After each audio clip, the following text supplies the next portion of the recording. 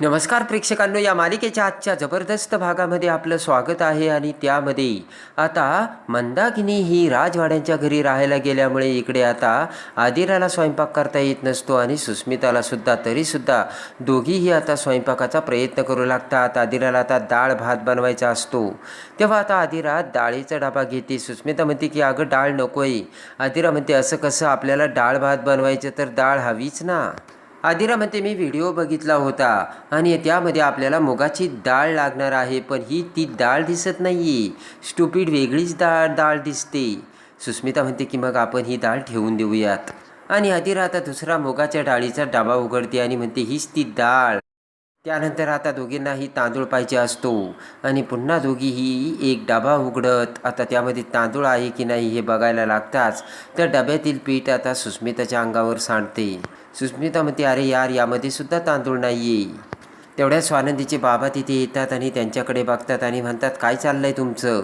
आदिरा म्हणते आम्हाला ना डाळ खिचडी करायची होती. तर तेवढ्या स्वानंदीचे बाबा म्हणतात तुम्ही दोघे अगोदर किचनच्या बाहेर जा, मी तुम्हाला मस्तपैकी खिचडी आणि डाळ बनवून देतो.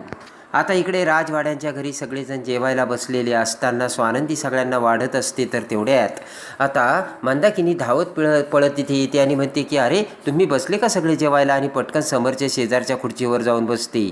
आणि आता एकदमच भूक लागल्यावानी आता मंदाकिनी त्या सगळ्या वस्तू आपल्या जवळ घेऊ लागते. समोर मल्लिका सगळं ते बघत असतात. आणि आता शेजारीच 3 ते 4 लोणच्याचे चटणीचे डबे ठेवलेले असतात. मंदाकिनी पटकन ती चटणी लोणचे घेऊ लागते. पण त्याच वेळेस आता मंदाकिनीच्या हातातून तो डब्बा पालथा होतो आणि त्यातील चटणी टेबलवर पडते. स्वानंदी म्हणते की आई काय करते तू. मल्लिका तोंड वेडवाकडं करते. आणि आता हसतच मंदाकिनी म्हणते की स्वानंदी मीच तुला शिकवलंय, तू जा जावई बापूंकडे बघ. आता स्वानंदीच्या तोंडाला घामच येतो. मंदाकिनी आता ऐकायला तयारच नसते. तर मल्लिका म्हणते मंदाताई तुम्ही ऐका ना, तुम्हाला जे लागते ना ते आमची स्वानंदी देईल ना तुम्हाला वाढून. मंदाकिनी खाली बसत म्हणते ती कसली मला वाढते, 1 नंबरची कंजूस आहे ती. आणि तेवढ्यात पुन्हा मंदाकिनीकडून आता ते लोणचं खाली सांडते. आणि मंदाकिनी आता साडीचा पदर घेऊन ते पुसण्याचा प्रयत्न करू लागते. पण मंदाकिनी म्हणते की महागडी साडी आहे नाही का. आणि शेजारीच असलेला कपडा घेऊन आता तो कपडा पोळ्याच्या डिशमध्ये बुडवून आता ती पुसू लागते. समोर मल्लिका ते सगळं बघतात. आणि आता स्वानंदीने पुरणपोळी थोडीशी आता कमी गोड केलेली असते. तर मंदाकिनी म्हणते ही अशी कसली पोळी बनवली आहे स्वानंदी तू, मी तुला शिकवलं आहे. तर स्वानंदी म्हणते डाएटचा संध्याकाळी जेवणात विचार करून हे सगळं केलं आहे आई. आता मल्लिका म्हणते की मंदाताई स्वानंदीने आपल्या घरी फारच बदल केलेत आणि ते बदल ना चांगल्यासाठीच करते ती. आणि म्हणून मल्लिका म्हणते तुम्हाला हे सगळं असं खावं लागतंय. आणि इकडे आता मंदाकिनी पुन्हा खुर्चीवरून उठते. तर मल्लिका म्हणते काय झालं मंदाताई, काही प्रॉब्लेम. मंदाकिनी म्हणते की काही नाही, ॲडजस्टमेंट व्हायला थोडासा प्रॉब्लेम येतो आहे ना, एवढ्या मोठ्या टेबलवर मी कधी बसलेच नव्हते.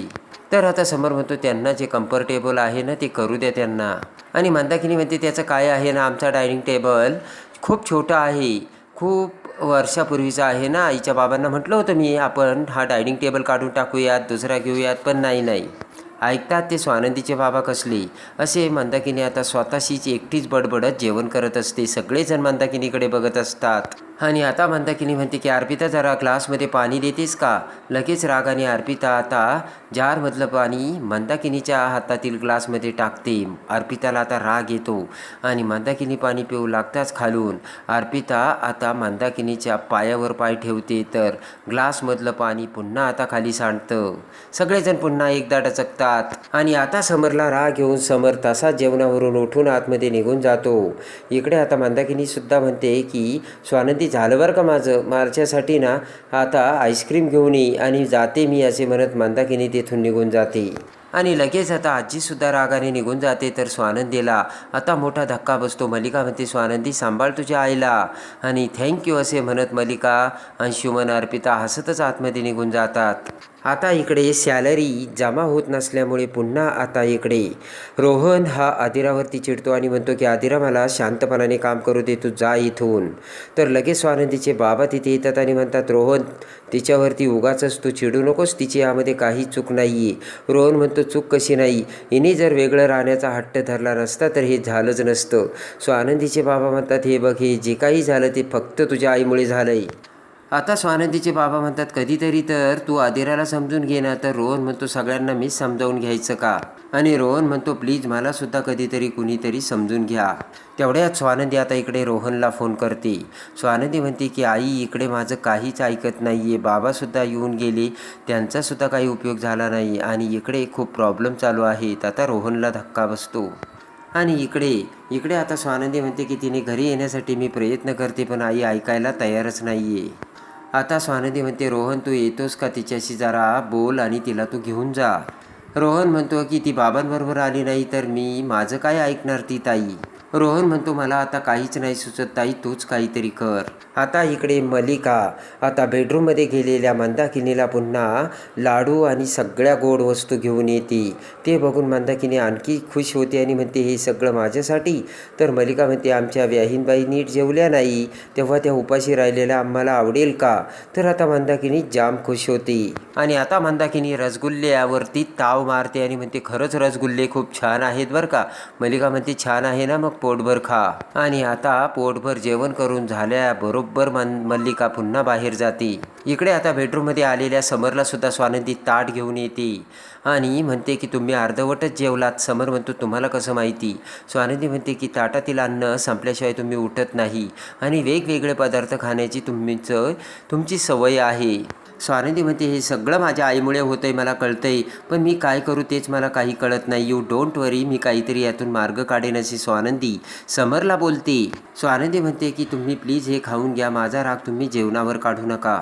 समर आता स्वानंदीला म्हणतो तुम्ही सगळ्यांची काळजी घेता, माझं डाएटचं सुद्धा बघता, पण तुमची काळजी कोण घेणार. जर तुमची अशी अवस्था झाली तर तुमची प्रकृती ढासळेल. तेव्हा स्वानंदी आता समरकडे बघते. आणि आता समर स्वानंदीसाठी पुन्हा आता डिश तयार करतो आणि म्हणतो की आधी तुम्ही खा, तुम्ही जर खाल्लं नाही तर मी खाणार नाही, अगोदर तुम्ही खा नंतर मी खाईल. स्वानंदी म्हणते हा काय हट्ट आहे. तर समर म्हणतो बरोबर. समर म्हणतो हा हट्टीपणा ना मी तुमच्याकडूनच शिकलोय. इकडे आता मंदाकिनी गुलाबजाम रसगुल्ले लाडू सगळं काही खात असते. तर तेवढ्यात मेड तिथे येऊन मंदाकिनीसाठी ताकाचा ग्लास घेऊन येते. मंदाकिनी म्हणते ताक, अरे वाह. आता इकडे मंदाकिनी ते सगळं खात असताना स्वानंदी तिथे येते आणि म्हणते आई हे सगळं कुणी मागवलंय. अच्छा काकूनी मागवलंय का. तर मंदाकिनी म्हणते हो मागवलं असेल.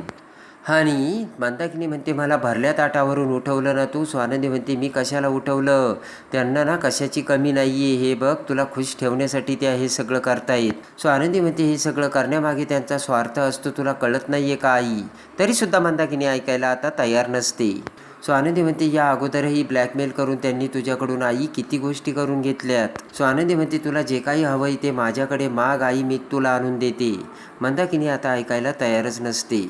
आता इकडे सुस्मिता आणि आदिरा बेडरूममध्ये बसतात. तर सुस्मिता मंदाकिनीला फोन लावते. मंदाकिनी हसतच म्हणते की मी नाही तर तिकडं बरं चाललं असेल ना सुश, आणि मी इकडे अगदी चमचमीत मस्तपैकी राहते आणि पदार्थसुद्धा मिळतात बरं का मला. तर सुस्मिता म्हणते अरे यार मम्मा ये ना, आदिरा रागाच्या भरात बोलून गेली, सगळे कोणी कुठेच जाणार नाही, ये बरं तू. तर मंदाकिनी ऐकायला तयारच नसते. आता मंदाकिनी म्हणते जोपर्यंत मला त्या घरात मान मिळत नाही आहे ना तोपर्यंत मी त्या घरी येणारच नाही आहे सुस्मिता. आणि मंदाकिनी फोन कट करते. तर सुस्मिता आदिराला म्हणते बघितलं ना आईसुद्धा काही ऐकायला तयार नाही आहे. आता इकडे बेडरूममधून किचनमध्ये येत आता स्वानंदी स्वयंपाक करू लागते. तर स्वानंदी आता खूप टेन्शनमध्ये असते. तर तेवढ्यात मलिका तिथे येत म्हणते की स्वानंदी तुझ्या मनात काय चाललं आहे ते मला आता कळतंय. तर स्वानंदी म्हणते माझ्या मनात काय चाललं आहे ना ते तुम्हाला आता नाही कळणार काकू. हसतच मलिका म्हणते बघितलं ना तुझ्या आईचा हट्ट. तर आता स्वानंदीला काय करावं कळतच नसतं. आणि त्यानंतर इकडे आता अर्पिता आता मोठा डाव खेळते आणि आदिराकडे घरी येत म्हणते की अर्पिता अगं तिकडे काय चाललंय माहिती का, तुझ्या सासूबाई एवढ्या त्रास देत आहेत, तर तुझा पिंट्या दादा घरी कमी आणि ऑफिसमध्ये जादा वेळ राहायला लागला आणि तोही ट्रेसमध्ये, असे म्हणत अर्पिता तेथून निघून जाते. तर इकडे आदिराला मोठा धक्का बसतो. ताबडतोब आदिरा आता मंदाकिनीला फोन करते आणि म्हणते की आई मी असं काय करू की जेणेकरून तुम्ही घरी येताल. तर मंदाकिनी म्हणते उद्या सकाळी तू इथे येऊन सगळ्यांच्या समोर माझ्या पायावरती नाक रगडून माफी मागायची. तर लगेच आदिरा तिथे येऊन सगळ्यांसमोर आता खाली बसत मंदाकिनीच्या पायावरती आता माफी मागते डोके ठेवून. तर ते बघताच आता समरला मोठा धक्का बसतो. तर आता मंदाकिनी घरी येणार का आणि आता स्वानंदी कसं सगळं काही हँडल करणार आणि पुन्हा कसं पहिल्यासारखं समरला आपल्याकडे वळवणार हे बघण्यासाठी आणि या मालिकेच्या डेली अपडेटसाठी आपल्या चॅनलला लाईक करा, सबस्क्राईब करा.